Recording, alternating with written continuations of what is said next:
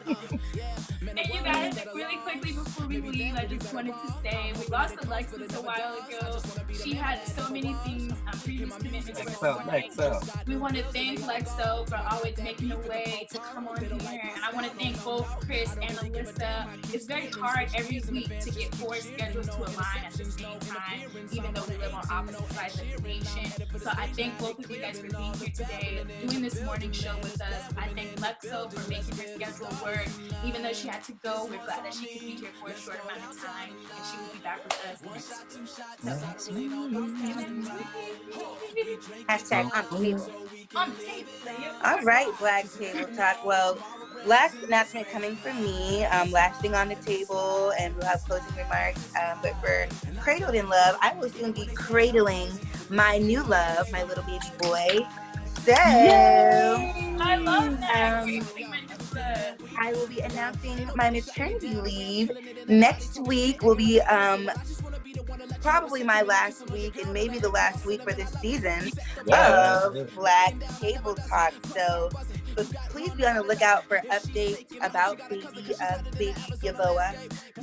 Yes, my baby don't have no slave name. He is from the motherland. Okay. So we thank God for that. We thank God for a king that's free. Hallelujah. We thank God for a king coming into the king of Zamunda. He got his own money. Yes, Zamunda. In advance. Hey. So, but this baby will be a king. This baby will be a prince. He will be nothing less. He's nothing less than a prince and a king. But I will say I have enjoyed this season of the Table Talk, and next episode will be a wonderful finale and a banger. We're gonna do something really special for you guys. So please stay tuned. And guys, thank you for watching. And make sure you like, comment, and subscribe. Yes, like, comment, and subscribe, and we will see you next week. Oh, wow. Thanks, guys.